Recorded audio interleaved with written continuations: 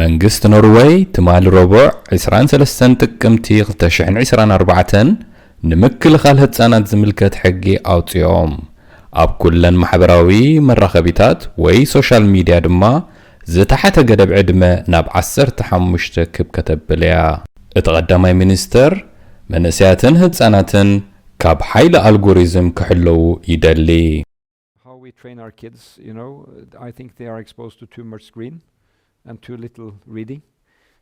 We are now have just introduced a measure that we are taking. ህጻናት ነቲ ኣብ ማሕበራዊ መራኸቢታት ካብ ዘሎ መርዛማትን ዝጎድኡን ትሕዝቶታት ብመንገዲ ምምሕያሽ ሕጊ ውልቃዊ ሓበሬታ ወይ ፐርሰናል ዴታ ብጥብቂ ክሕለዉ ከም ዘለዎም እቲ ሓድሽ እማመ ይሕብር። መንግስት ኖርዌይ ኣብ ልዕልተን ናይ ቴክኖሎጂ ኩባንያታት ዝገብሮ ዘሎ ወፍሪ ኣብ ዝሓየለሉ ዘሎ እዋን እዘን ኩባንያታት ኣንጻር ሓንጎል ንኣሽቱ ህጻናት ይሰርሓ ኣለዋ ክብሉ ይገልጹ። ኣብ ማሕበራዊ መራኸቢታት ክጥቀሙ ዝፍቀደሎም ህጻናትን መንእስያትን ድማ ካብ 15 ዕድመ ንላዕሊ ዝብል ጽኑዕ ዝተሓተ ገደብ ዕድመ ከተተግብርያ። ቀዳማይ ሚኒስተር ኖርዌይ ዮናስ ጋሃርስቶር እዚ ኣብ ናይ ዓቐበት ዝግበር ውግእ ከም ዝኸውን እኳ እንተተኣመነ ፖለቲከኛታት ንህጻናትን መንእስያትን ካብ ሓይሊ ኣልጎሪዝም ንምክልኻል ጣልቃ ከኣትዉ ኣለዎም ኢሉ። ማሕበራዊ መራኸቢታትን መድረኻትን ኢንዱስትሪታት ብዘይ ኣገባብ ይጥቀማሉ ከም ዘለውን ተጠቀምቲ ድማ ሓደ ዓይነት ኣተሓሳስባን ምድስካል ኣእምሮን ከስዕቡ ከም ዝኽእሉ ሓደ መርሐ ሰልፊ ዕዮ ገሊጹ። ኣብ ስካንዲኔቭያን ሃገራት ድሮ ዝተሓተ ገደብ 13 ዕድመ ዝብል ኣሎ።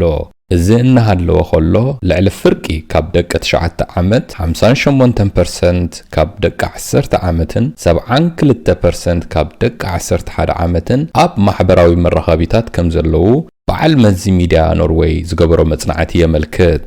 ተጠቀምቲ ማሕበራዊ መራኸቢታት እቲ መድረኽ ውልቃዊ ዳታኦም ክሕዝ ከም ዝኽእል ንኽሰማምዑ ዕድሚኦም 15 ክኾኑ ኣለዎም ዝብል ሕጊ ውልቃዊ ሓበሬታ ወይ ፐርሰናል ዳታ ምምሕያሽን ከምኡውን ጽኑዕ ናይ ዕድመ ምርግጋጽ ከማዕብሉን መንግስቲ ህጻናት ነቲ ናይ ዕድመ ገደብ ምእንቲ ኸይጥሕሱ ዝያዳ መከላኸሊ ኸተኣታቱ ቃል ኣትዩ ኣሎ።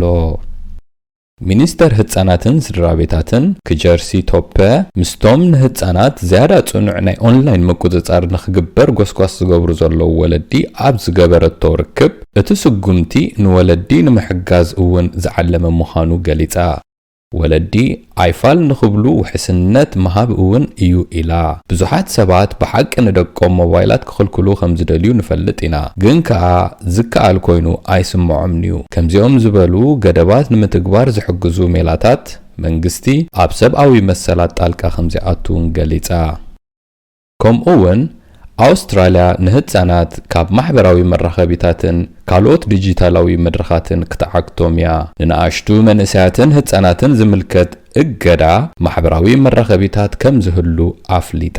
እቲ ገደብ ዕድመ ገና ዘይተወሰነ እኳ እንተኾነ ግን ካብ 14 ክሳብ 16 ዕድመ ክኸውን ተኽእሎ ኣሎ። ፈረንሳውን ክሳብ 15 ዝዕድሚኦም ተምሃሮ ኣብ ቤት ትምህርቲ ሞባይል ምጥቃም ክትእግዶም ትፍትን ኣላ። እዚ እማመ ዕውት እንተኾይኑ ካብ ወርሒ ጥሪ 2025 ጀሚሩ ኣብ መላእ ሃገር ክትኣታተውን ተኽእሎ ኣሎ። ኣብ ዓዲ እንግሊዝ ኦፍኮም ዝተባሃለ በዓል መዚ ኩባንያታት ቴክኖሎጂ ንህጻናት ካብ መርዛም ነገራት ንምክልኻል ዝተዳለወ ጽኑዕ ሕግታት ድሕነት ኦንላይን እንተዘይተኸቲለን ትሕቲ 18 ዓመት ዝዕድሚዮም ህጻናት ማሕበራዊ መራኸቢታት ከይጥቀሙ ክእግድ ምዃኑ ኣፈራሪሑ።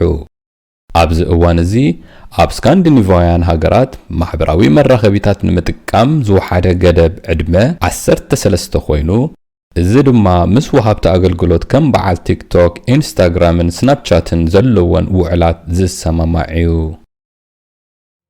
ወላዲ መምህር ወይ መራሒ ሕብረተሰብ እንተ ደኣ ሃሊና ኮይና ኣባል ናይዚ ኣምጻእቲ ለውጢ ንኹን። መጻኢ ዕድል ደቅና ንምሓዝ እውን ሓግዙ። ኣብ ኤሪደሚ ብምብጻሕ ኮርስ ምፍጣር ብትግርኛ ምምሃር ንቐጻሊ ወለዶ ምሕያል ብቐሊል መንገዲ ተዳልዩሎ። ነዚ ውሑስ መምሃሪ ቦታ ንምፍታሽ ኣብ www.eridemi.com ተወከሱ። بتمرتي إذا حدش ولدو زحيلن زتمهرن محبرتسب كخون أم مهنات تتنبرونا كلاتنا كم ولدن ممهرانن حبرتسبن حلافنت اللونا ندكنا نابزهان تصم ممرح كابزفرسوم تحستو دما محلاو حيلي اللونا